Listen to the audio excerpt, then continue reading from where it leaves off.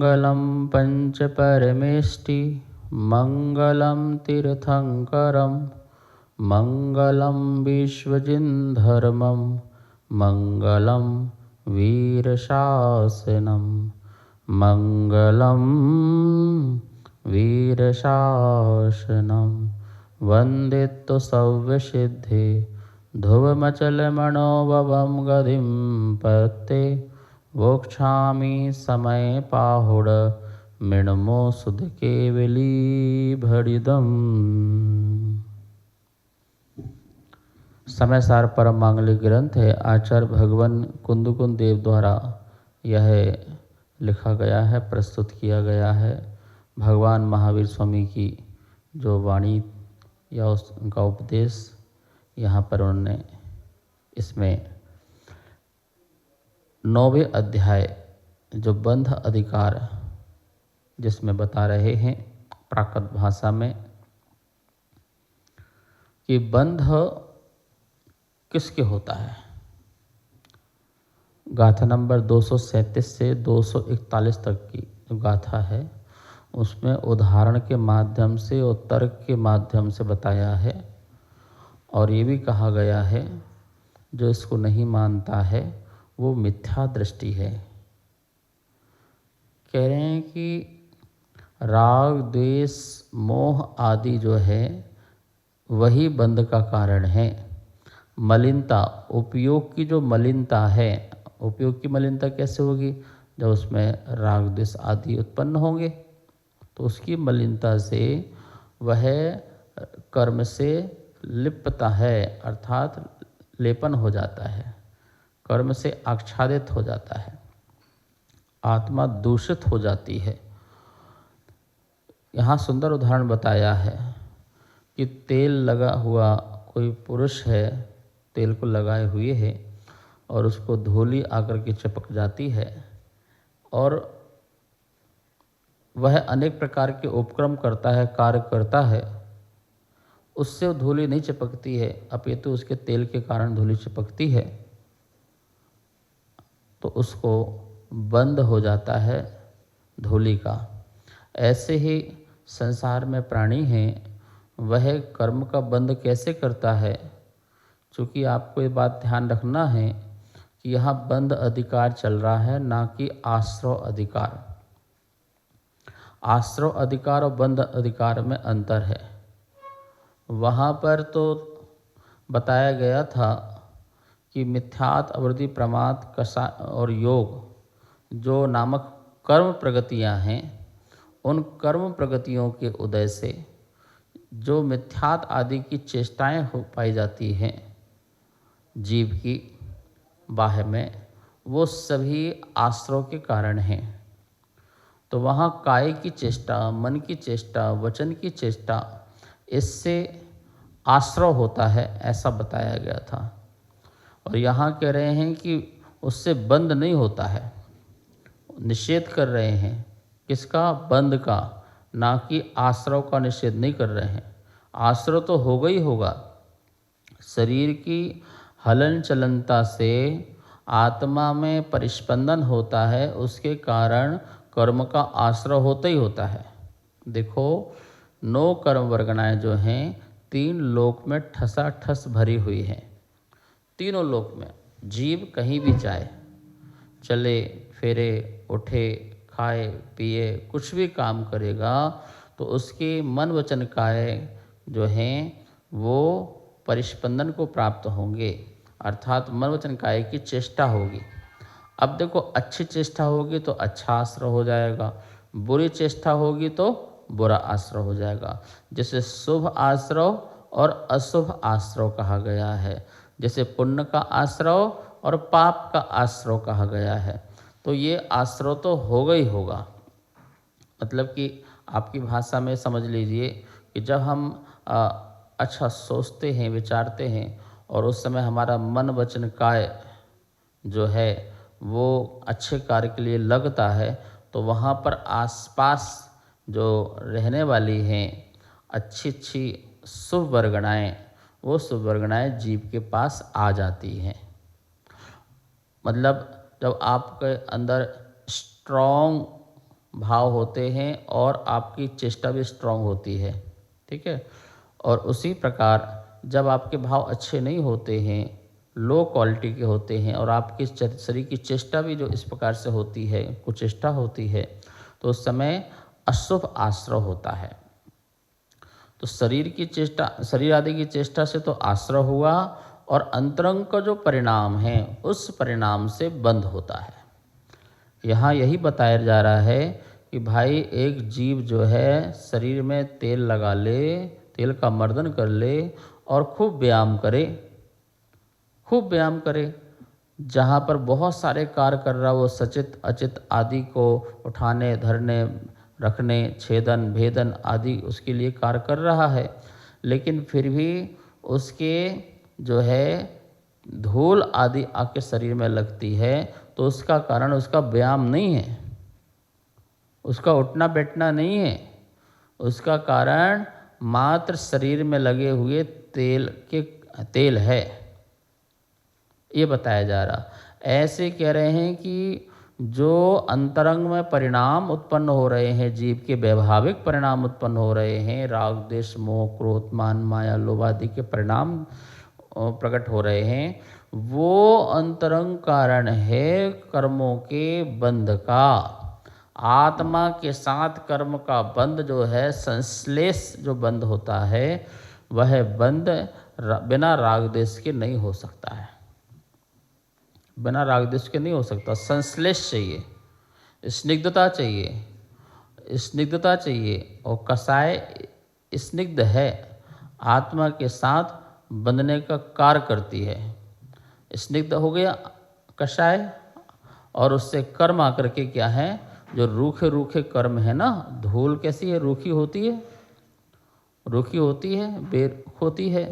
तो ऐसे जो धूल रूपी जो कर्म की रज है, वह कसाय रूपी स्नेह से, तेल से आकर के चिपक जाती है, और चिपकी रहती है, तो उसका वो बंद हो जाता है।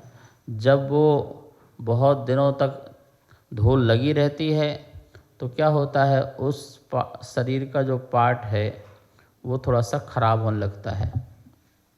धूल लगी है शरीर में तेल के साथ, तो वहाँ पर क्या होगा, डैमेज होना प्रारंभ हो जाएगा, काला हो जाएगा, और हो सकती है कि वहाँ की चमड़ी भी निकलने लग जाए, फफूंद आ सकती है, और भी कई प्रकार के रोग भी उत्पन्न हो सकते हैं। तो उतने स्थान को क्या कर देती है, वो धूल जो तेल से लिप्त होकर के लग गई थी, वो वहाँ पर उस स्थान को खराब कर देती है। ऐसे ही कर्म रूपी रज जब कसाय रूपी तेल से आत्मा में चिपक जाते हैं, अर्थात ठहर जाते हैं, तो आत्मा के स्वभाव को भी डैमेज करता है, आत्मा के स्वभाव का भी अभाव करता है, ठीक है ना। क्या स्वभाव, जैसे केवल ज्ञान स्वभाव है, केवल दर्शन स्वभाव है, अनंत सुख स्वभाव है, ठीक है, अनंत जो है दर्शन स्वभाव है, अनंत शक्ति स्वभाव है। इनका क्या करता है, वह अभाव करता है। कौन? कर्म आच्छादित कर देता है, कर्म प्रकट नहीं होने देता, अनंत ज्ञान दर्शन सुख वीर शक्ति को प्रकट नहीं होने देता है, और वो हमारी आत्मा का घात करता है। इसलिए उस रज को घातिया कर्म कहते हैं। दो प्रकार के कर्म होते हैं, घातिया और अघातिया। जो आत्मा का घात करे, आत्मा के स्वाभाविक गुणों का घात करे, अनुजीवी गुणों का घात करे, उसे घातिया कर्म कहते हैं। घातिया नामी है, घातिया जो घातक हो, बहुत घातक है। जैसे वो धूली शरीर के लिए घातक है, यदि धूली समय पर ना हटाई जाए। आप देखना कभी कभी महाराज जियों के शरीर में धूली लग जाती है, आप तो तेल लगा गए, मर्दन कर गए, अब उनके शरीर में धूल लग गई, अब वो अपने हाथ से पोंछेंगे नहीं, साफ नहीं करेंगे, अब वो वहाँ पर धूल लगते लगते लगते वो पार्ट पूरा क्या हो जाएगा, काला हो जाएगा, उसमें जम्स पड़ना प्रारंभ हो जाएंगे, उसमें कीड़े आदि पड़ना प्रारंभ हो जाएंगे, छोटे छोटे से जम्स कीड़े हो जाएंगे, जंतु पैदा हो जाएंगे, और फिर उस स्थान की जो चमड़ी है उसको गलाना प्रारंभ करेंगे, फिर वहाँ पर विभिन्न प्रकार के रोग भी पैदा हो सकते हैं। तो वो क्या हुआ, वो स्थान को खराब किया। ऐसे ही जो कर्म रज हैं संपूर्ण आत्मा के स्वभाव का घात करती है, इसलिए घातीय कर्म है। ये घातीय कर्म बहुत नुकसानदायक हैं। अघातीय कर्म उतने नहीं हैं। अघातीय कर्म तो एक समझ लो बंधक की तरह है, जो आपको बांध के रखते हैं। अब आदमी बंधक रहे कोई दिक्कत नहीं, लेकिन उसके शरीर में ही घात होना प्रारंभ हो जाए तो वो दिक्कत वाली बात है ना। ऐसे आत्मा के पास कर्म रहे और आत्मा बंधक में रहे कोई बात नहीं, लेकिन आत्मा का नुकसान हो रहा हो, उसे उसके ज्ञान गुण दर्शन गुण को प्रकट ना होने दिया जा रहा हो, संपूर्ण ज्ञान संपूर्ण दर्शन संपूर्ण आनंद संपूर्ण शक्ति को, तो वो तो बहुत घातक की बात है ना। ये बिल्कुल भी सही नहीं है। जैसे एक राजा है, तो राजा को तो आपने पकड़ के कैद में डाल दिया, ठीक है, तो ये समझ लो घातीय कर्म हो गया, कैद में डाल दिया। पर उसके राजा की जो सत्ता थी, जो शक्ति थी, उसको जो छीन लिया, वो तो गलत हो गया ना। राजा होते हुए भी राजा जैसे नहीं है ना वो। राजा होते हुए भी राजा नहीं है, प्रजा की नज़रों में अभी भी राजा है, पर राजा होते हुए भी राजा जैसा उसका कार्य नहीं हो पा रहा। क्यों? क्योंकि वो जेल में बंद है, कैद है। उसके पास वो जो व्यवस्थाएं होना चाहिए, महल होना चाहिए, सिंहासन होना चाहिए, उसकी आज्ञा का पालन होना चाहिए, सेना होना चाहिए, प्रजा होना चाहिए, सब कुछ होना चाहिए, वो उसके पास नहीं है। उसका पूर्णतः अभाव हो गया, शक्ति होते हुए अभाव हो गया। तो इसी प्रकार आत्मा जो है कर्म के कारण अपने शक्ति आनंद आदि के से अभाव को प्राप्त है। अनंत ज्ञान दर्शन के जो स्वभाव है उसका पूर्णतः अभाव है। इस प्रकार से ये कर्म रज घातिया वाले जो हैं वो बहुत आत्मा के नुकसानदायक हैं। और अघातीय कर्म जो होते हैं, जो हमें संसार में रखते हैं, जैसे आयु कर्म है, वो बांध करके हमको रखती है। तो हम जैसे किसी को हथकड़ी लगा दो तो वो यहाँ वहाँ नहीं जा सकता अपनी मर्जी से। ऐसे ही आयु कर्म जो है गतियों में बांध करके रखती है, छोटा बड़ा करती है हमारे लिए, ये छोटा है ये बड़ा है, ऐसा गोत्र कर्म आदि करते हैं। हमारे लिए जीवन में कितने प्रकार के विघ्न पैदा करते हैं, तो वो और भी बहुत सारे कर्म हैं। नाम कर्म शरीर, नाम कर्म जो शरीर आदि की जो रचना हुई है वो नाम कर्म से हुई है। तो शरीर में आत्मा ठहरी हुई है, तो जिससे हमारा सूक्ष्मत्व गुण प्रकट नहीं हो पा रहा है, तो वो भी है। अवगाहनत अव्यवाद आदि अवगाहनत आदि गुण प्रकट नहीं हो पा रहा है। ये बहुत सारे चीज़ें हैं। तो अब हमें समझना है कि ये अघातीय कर्म जो है वो अपने समय में कर्म की स्थिति पूर्ण करके तो झड़ जाते हैं, लेकिन घातीय कर्म ऐसा नहीं है। घातीय कर्म बनता रहता है और वो नष्ट बिना पुरुषार्थ के, बहुत बड़े पुरुषार्थ के बिना वो नष्ट होने वाले नहीं हैं। तो बंध में यह व्यवस्था है कि धूली जो है तेल में जाके चिपकती है, ऐसे ही कसाय सहित आत्मा के कर्म जाकर के चिपक जाते हैं। जैसे धूली उस शरीर का नुकसान पहुंचाती है, ऐसे कर्म रूपी रज भी उस आत्मा का नुकसान पहुंचाती है, दुख देती है, कष्ट देती है, ऐसा कहा जाएगा। ठीक है, तो ये मिथ्या दृष्टि के कार्य हैं कि मिथ्या दृष्टि कोई भी कितने प्रकार की चेष्टाएं कर रहा हो, लेकिन कसाय सहित होने के कारण उसके कर्म का बंध होता ही होता है, ये नियम से होता है। अब कह रहे हैं कि जो वीतरागी सम्यक दृष्टि जीव है वह कर्म बंधन नहीं करता, वो कई प्रकार की चेष्टाएं करते हुए भी कर्म बंध नहीं करता है।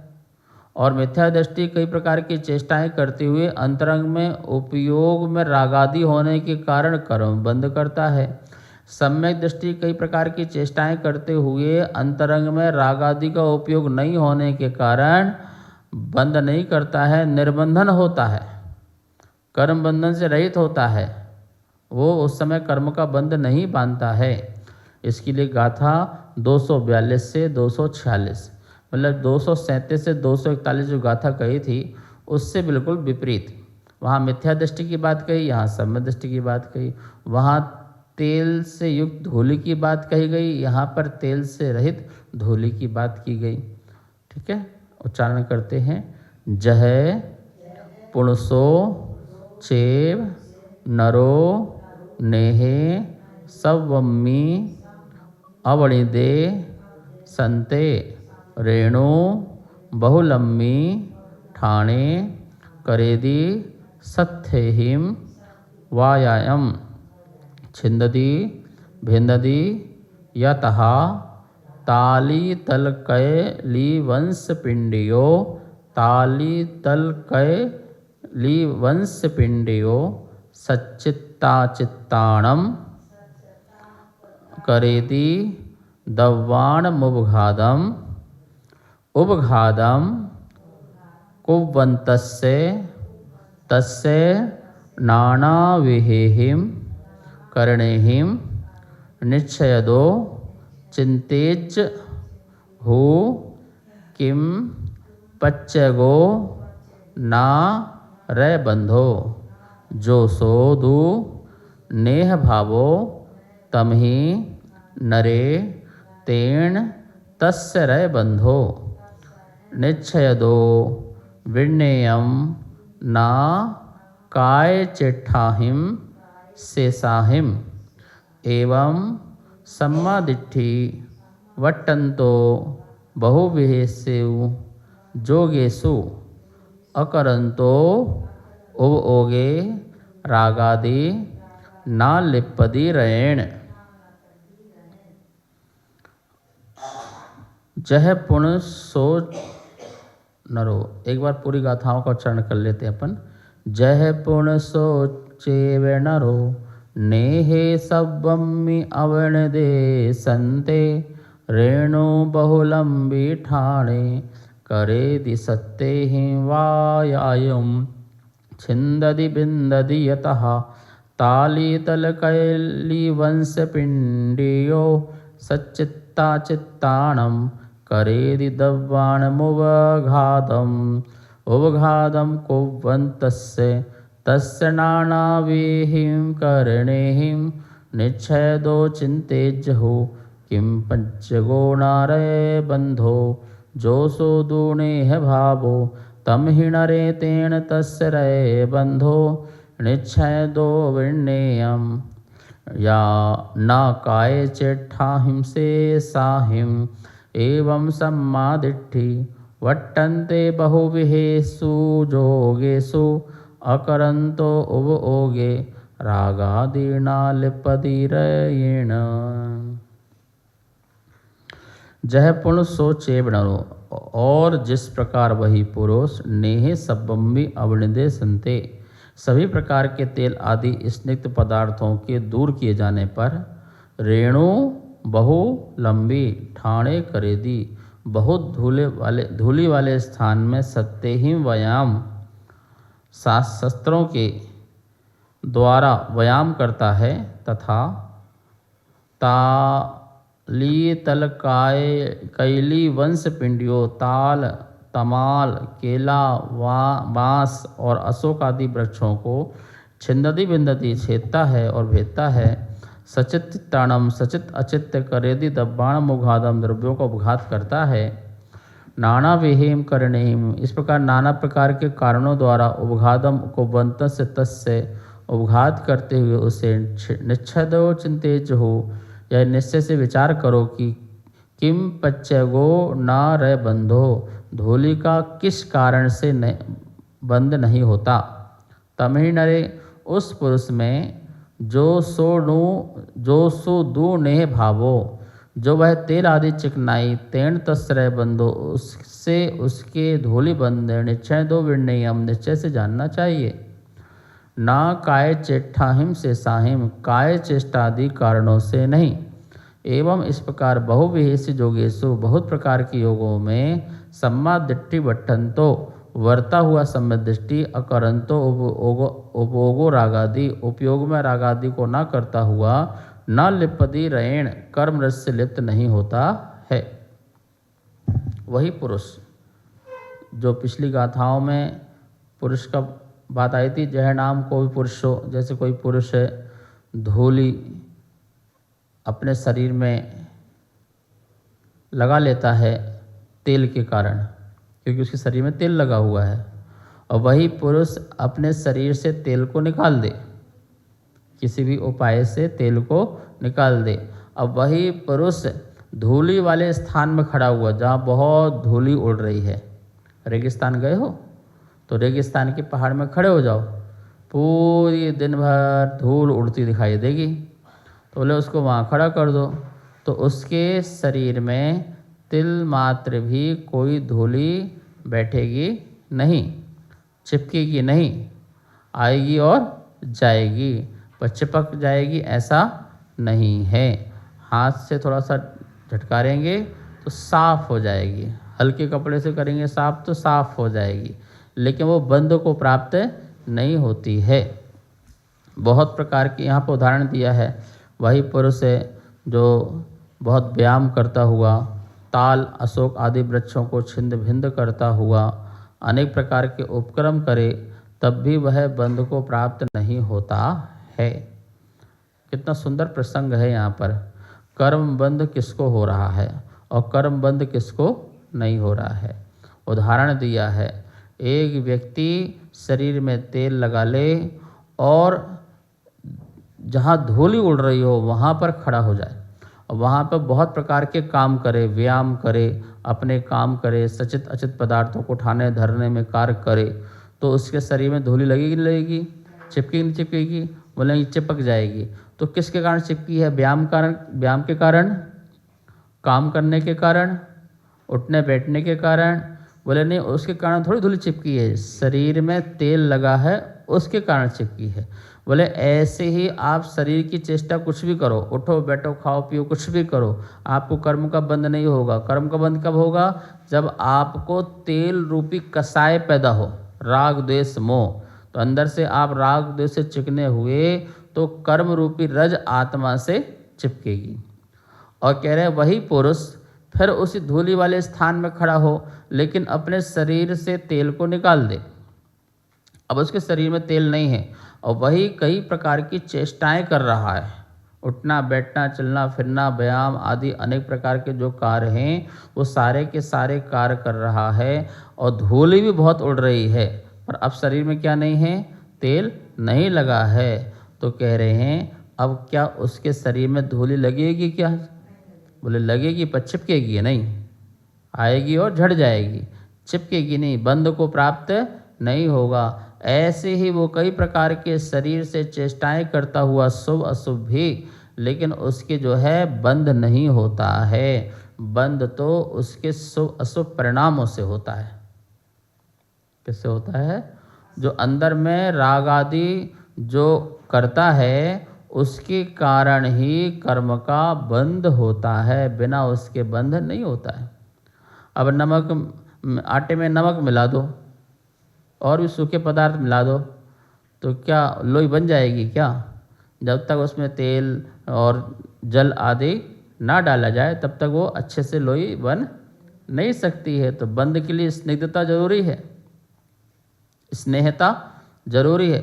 तो संसार में कोई वस्तु को बंद करना है उसमें स्निग्धता जरूरी है, और हमें अपने को संसार में बांधना है, कर्मों से बांधना है तो स्नेहता जरूरी है। स्नेह होगा तो क्या हो जाएगा? राग का स्नेह होगा ना, या तो परिवार से राग या परमात्मा से राग, वो उससे क्या होगा? बंध होगा।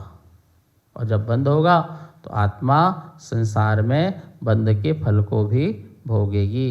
कह रहे हैं सच्चा बीतरागी सम्यक दृष्टि। कौन सा सम्यक दृष्टि कह रहे हैं? बीतरागी सम्यक दृष्टि। महामुनिराज जो है ध्यान शुद्ध उपयोग की दशा में कह रहे हैं कि वह किसी प्रकार के राग देश में अपने उपयोग को नहीं रखते हैं, अपने को उपयोग में राग देश नहीं लाते हैं। किसी से राग, किसी से द्वेष, किसी से मोह, किसी की चिंता, क्रोध, मान, माया, लोभ नहीं लाते हैं, और शुद्ध आत्मा का अनुभव करते हैं, निराकुलता के परिणाम को प्रकट करते हैं, निर्विकल्प होते हैं।